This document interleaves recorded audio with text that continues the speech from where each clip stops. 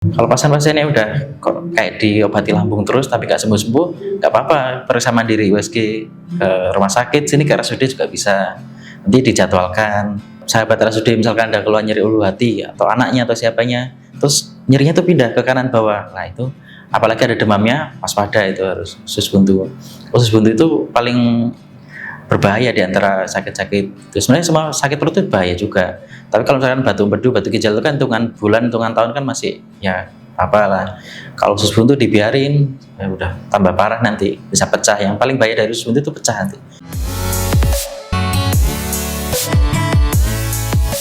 Informasi hari ini, Humas RSUD Jombang menyapa.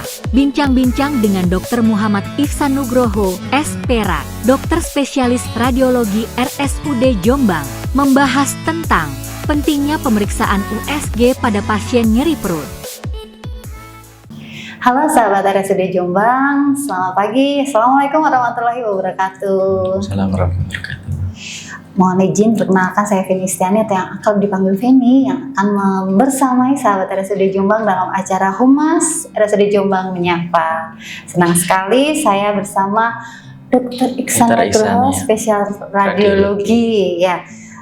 Kita pada hari ini akan membahas satu topik yang lumayan penting tapi banyak yang menyepelekan ya dokter, yaitu betul. Terkait pentingnya pemeriksaan USG pada kondisi pasien yang mengalami nyeri perut, gitu ya dokter? Ya. Ya, dokter langsung saja nih. Kalau kita bicara nyeri perut itu kan biasanya orang-orang tuh yang awam ya, itu biasanya menyepelekan dalam artian saya lagi sakit perut, gampang itu masuk angin, atau kalau enggak nyeri perut nih, gampang itu mungkin asam lambung naik gitu ya. Tapi sebenarnya tuh kalau secara medis tuh kondisi nyeri perut itu sebenarnya seperti apa dokter? Ya, kalau di dalam organ perut sendiri itu kan banyak sebenarnya organnya. Nah, kalau misalkan nyeri itu kan yang paling nggak enak, nyeri perut, buat kerja nggak enak, buat mikir juga nggak enak, yang buat masih sekolah buat mikir, buat yang misalkan kerja apalagi kerjanya kerja keras kayak yang angkat-angkat gitu kan berarti susah, nggak bisa ngapa-ngapain dengan sakit perut. Nah masalahnya perut itu organnya kompleks. Di atas ini ada lambungnya, ada limpanya, sebelah kiri ini ada liver ada empedu, terus di agak belakang ada ginjal kanan kiri, di bawah ada usus buntu, ada kandungan kalau yang perempuan, kalau yang laki-laki ada prostatnya, ada kandung kemih juga. Nah itu kan perlu disingkirkan semuanya, dipastikan mana sih penyebab yang sakit perutnya itu. Nah memang banyak juga sih sebenarnya yang penyebabnya lambung, ternyata setelah kita periksa ternyata lambung juga ada juga. Tapi kalau ternyata itu bukan lambung, nah kan nanti efeknya panjang ceritanya. Memang paling enak tuh ya periksa ke dokter. Kalau memang udah dicoba minum obat, sakit perut nih kayaknya masuk angin, kayaknya lambung, coba beli obat di warung, minum obat lambung, kok masih sakit, nah itu perlu waspada. Terus periksa ke dokter, dok ini beneran nggak dok sakit lambung, keluhannya gimana, nyerinya di sebelah mana gitu. Iya, oke. Jadi sebenarnya kalau kita bicara nyeri perut itu nggak bisa dianggap sepele ya dokter, karena ternyata di dalam perut itu kan banyak organnya. Iya betul. Nah dokter, kalau mau bertanya ya, kalau kita bicara pemeriksaan tuh yang dilakukan untuk istilahnya untuk mencari tahu nih nyeri perutnya karena apa gitu, itu biasanya pemeriksaan yang dilakukan itu pemeriksaan apa ya dokter? Nah, kalau dari dokter itu pemeriksaannya yang pertama yang paling sederhana dulu, yaitu anamnesis, tanya dulu lokasinya yang paling nyeri sebelah mana lokalisasinya, di atas, tengah, atau kanan, atau kiri, atau di bawah, atau kanan bawah. Terus tanya juga pasiennya umur berapa, laki-laki atau perempuan, kan banyak kemungkinan loh, istilahnya kita diferensial diagnosis. Nah dari anamnesis itu nanti diperiksa lagi, dipastikan namanya palpasi. Kalau katanya di kanan bawah, coba ditekan, terus kakinya ada yang diangkat, terus pasien kadang suruh tarik nafas, nyeri atau enggak, atau kadang diketok punggungnya, di pinggangnya. Kalau mikir ginjal, itu kalau misalkan dari dokternya udah, oh ini kemungkinannya ada batu di empedu atau di ginjal, atau yang lebih gawat lagi usus buntu. Nanti dari dokternya akan menyarankan, oh ini perlu pemeriksaan ini, mungkin dari ronsen, atau mungkin dari USG, atau malah langsung CT scan. Tapi kalau bagi masyarakat sendiri sebenarnya paling enak tuh diraba, coba ada benjolan atau enggak, terus sakitnya pas apa, sakitnya terus-terusan atau hilang timbul, itu harus dirasain istilahnya itu ya, perhatikan. Kalau sakitnya di pinggang, terus kalau kencing loh, kok kencingnya keluar darah. Ya, kadang ada yang menyepelekan, kencing darah, mas paling nggak apa-apa gitu. Padahal kan kencing darah itu kan udah alarm kan. Iya. Badan kita tuh udah punya alarm sendiri. Betul. Sakit perut itu kan udah alarm sendiri, Iya. kita harus waspada. Tapi banyak yang menyepelekan ya, Ya dokter. gitu. Oke. Terus kemudian kalau kita bicara pemeriksaan tadi kan ada banyak ya, ada USG, ada pemeriksaan anamnesa, pemeriksaan fisik gitu ya. Terus kalau kita melihat sekarang ini kan maksudnya kan kebanyakan itu setiap ada keluhan pasien mengalami nyeri perut, biasanya itu kan dilakukan USG abdomen atau USG perut. Iya. Nah, USG itu apa sih dokter? Kalau USG itu pemeriksaan radiologi. Kalau radiologi sendiri kan punya banyak modalitasnya, dari yang pakai radiasi, ada yang tanpa radiasi. Yang pakai radiasi itu X-ray, kayak ronsen istilahnya. Iya. Terus atau CT scan. Kalau CT scan itu dosisnya memang lebih besar lagi dosis radiasinya. Tetapi untuk nilai diagnosisnya lebih tinggi, paling tinggi CT scan. CT scan. Yang tanpa radiasi ini USG.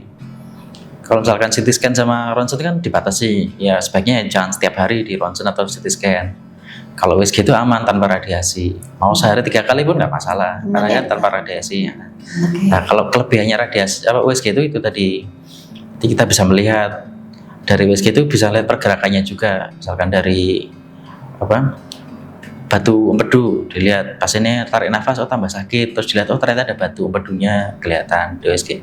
Apalagi kalau nyerinya khas di kanan atas nih dok, nyerinya udah diminum obat lambung nggak sembuh-sembuh, kalau dikasih makan tambah sakit, dicek kanan atas di USG, ternyata ada batunya. Kadang orang-orang itu telat, dikirakan lambung, dulu udah periksa ke dokter, katanya lambung lagi, terus kadang pasien-pasien capek kan. Kalau pasien-pasiennya udah kok kayak diobati lambung terus tapi nggak sembuh-sembuh, nggak apa-apa, periksa mandiri USG ke rumah sakit, sini ke RSUD juga bisa, nanti dijadwalkan, dipastikan, ternyata kalau memang batu empedu kan beda pengobatannya, dan mungkin perlu dioperasi atau cukup dikasih obat, kan dilihatnya setelah USG itu. Atau ternyata nyerinya di pinggang, nyeri pinggang ke dokter, ke puskesmas atau ke vaskes, ini nyeri pinggang biasa. Terus kalau misalkan dokternya pintar juga di puskesmas, di nyeri ketok pinggangnya sakit, atau ternyata kencingnya udah ada darahnya, ya di USG aja sebaiknya. Kalau misalkan dipastikan ternyata ginjalnya bengkak ternyata ada kelihatan batunya. Sebenarnya ginjal bengkak itu kan berarti udah lama prosesnya. Kalau batu, dan lagi pula batu ginjal sama batu empedu itu prosesnya nggak cuma sehari 2 hari, itu tahunan itu mestinya. Numpuk dikit-dikit, lama-lama jadi besar. Oke. Ya. Terus kemudian gini dokter, misalkan ada sahabat RSUD Jombang itu yang mungkin mengalami gejala nyeri perut nih, tapi kan sudah dibawa ke vaskes 1 ya, dikasih obat seperti yang kata dokter tadi, dikasih obat terus kambuh, balik lagi ke vaskes 1, kasih obat, sembuh, kambuh. Nah itu sebenarnya yang harus dilakukan sahabat RSUD Jombang itu seperti apa dokter? Ya opsinya itu tadi, kalau misalkan memang sakit terus, coba minta pelan-pelan rujukan, dok, saya udah dikasih obat ini udah berbulan-bulan nggak sembuh-sembuh, apa boleh dirujuk ya gitu. Kalau misalkan dari dokternya ternyata, Bu ini masih bisa diobati di sini, nah kalau misalkan capek ya nggak apa-apa, mandiri aja, periksa mandiri di USG di sini. Kita bisa menerima mandiri maupun BPJS juga bisa. Seandainya ternyata ketemu batu empedu atau batu ginjal yang perlu tindakan lebih lanjut, CT scan atau mungkin operasi, kan cukup lumayan biayanya. Kalau pakai mandiri, nanti setelah ada hasil USG itu bisa dibawa ke vaskesnya. Dok, ini saya udah USG, hasilnya seperti ini, minta rujukan. Kalau emang beneran perlu dirujuk, pasti dirujuk kok. Kalau apalagi sudah ada hasil USG-nya, kalau nggak dirujuk kan ya kayaknya enggak sih, pasti dirujuk dokternya. Ya. Oke. Berarti kita harus ini ya, mau berkomunikasi dengan vaskes 1 ya untuk keluhan kita yang mungkin tidak membaik, kemudian kita perlu pemeriksaan lanjutan seperti USG abdomen. Iya. Selain itu dokter, untuk terkait USG lagi ya, sebenarnya apakah USG itu hanya untuk mendeteksi kayak adanya batu gitu aja, atau ada manfaat lain dari USG Dari ini? USG ya, USG itu sebenarnya banyak manfaatnya. Kalau batu itu cuma salah satu aja sakit, ya kan sakitnya di perut itu kan banyak. Bisa yang paling sering pada usia muda, yang paling berbahaya itu usus buntu. Usus buntu, istilah medisnya appendicitis ya. Nah, usus buntu itu nyerinya khasnya di kanan bawah. Ada khasnya lagi, awalnya itu nyeri di ulu hati awalnya. Kalau sahabat RSUD misalkan ada keluhan nyeri ulu hati atau anaknya atau siapanya, terus nyerinya tuh pindah ke kanan bawah. Nah itu apalagi ada demamnya, waspada itu harus usus buntu. Usus buntu itu paling berbahaya di antara sakit-sakit. Sebenarnya semua sakit perut itu bahaya juga. Tapi kalau misalkan batu empedu, batu ginjal itu kan hitungan bulan, hitungan tahun kan masih ya apalah. Kalau usus buntu dibiarin, ya udah tambah parah nanti, bisa pecah. Yang paling bahaya dari usus buntu itu pecah nanti. Pecah ususnya Ya kan itu ada infeksi di usus buntunya, isinya nanah. Bayangin kalau usus buntunya pecah, nanahnya udah ngotori semua dinding perutnya. Infeksinya menyebar, bahaya kan, bahayanya di situ.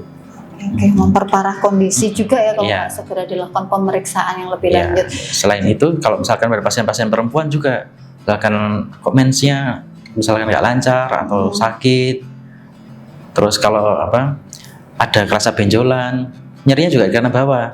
Tapi kanan bawah itu nggak selalu usus buntu, ada banyak organ di situ. Misalkan pada perempuan, di situ ada ovarium. Ovarium itu indung telur istilahnya, atau juga ada rahim juga. Kalau sudah ada kista, bisa menyebabkan nyeri perut kanan bawah itu. Kalau di USG kan enak, dok nih saya keluarnya nyeri perut kanan bawah perempuan, cek, oh bu ini ternyata kista bukan usus buntu, kan yang nangani juga beda. Kalau kista di indung telur yang nangani dokter obgyn, kalau di usus buntu yang nangani kan dokter bedahnya, kan beda nanti. Iya. Oke. Terus kemudian ini dokter, kalau kita bicara tentang pemeriksaan tadi ya, kalau USG itu kita istilahnya kayak bisa rongsen gitu nggak sih dokter? Yang langsung atau harus ada persiapan-persiapan gitu nggak dokter kalau mau USG? Kalau USG itu ada persiapannya puasa. Kenapa sih harus puasa? Tujuannya untuk mempersiapkan empedu. Jadi empedu itu setiap kita makan, nah zat empedu itu kan dibutuhkan untuk memproses makanan, makanan berlemak gitu. Kalau misalkan kita makannya ada lemaknya, dia tuh langsung otomatis tubuh tuh langsung dipompa. Kantong empedu itu kan kantongnya kecil. Kalau di ayam atau sapi itu kan warnanya hijau. Dipompa, serut langsung keluarkan cairan empedunya, memproses makanannya. Nah, kalau kita periksa kondisi kantong empedunya kosong itu agak sulit. Oke. Soalnya kan di situ dekatnya ada usus, ada makanan juga kan. Ini nanti agak sulit. Ini batu empedu atau makanan yang ada bayangannya gitu. Kalau puasa kan jelas, kantong empedunya terisi, nanti bisa kelihatan. Oh ini beneran batu, oh ini beneran infeksi. Lebih jelas. Berarti kalau mau USG kita harus puasa dulu gitu ya dokter? Sebaiknya. Kecuali kasus-kasus yang gawat kayak tadi, kayak usus buntu, nyerinya kanan bawah ya cek aja, nggak puasa nggak apa-apa. Oke. Ada beberapa kasus ya, yang beberapa. bisa tanpa persiapan, tapi ada beberapa kasus yang harus Sebaiknya persiapan. Oke, baik. Terima kasih Dokter Iksan sudah membersamai. Sekali lagi buat sahabat RSUD Jombang, jangan ragu ya, karena biasanya mindset kaum awam itu biasanya takut periksa karena takut nanti ketahuan penyakitnya gitu ya. Katanya jangan periksa nanti penyakitnya nambah gitu, istilahnya gitu ya. Buat para sahabat RSUD Jombang, jangan ragu buat melakukan pemeriksaan di RSUD Kabupaten Jombang. Langsung saja datang ke tempat kami. Oke, Dokter Ihsan, terima kasih waktunya sudah membersamai kita saat ini. Saya akhiri. Jangan lupa untuk like, subscribe, komen, dan share link channel YouTube kita. Saya Feni Istiani undur diri. Wassalamualaikum warahmatullahi wabarakatuh.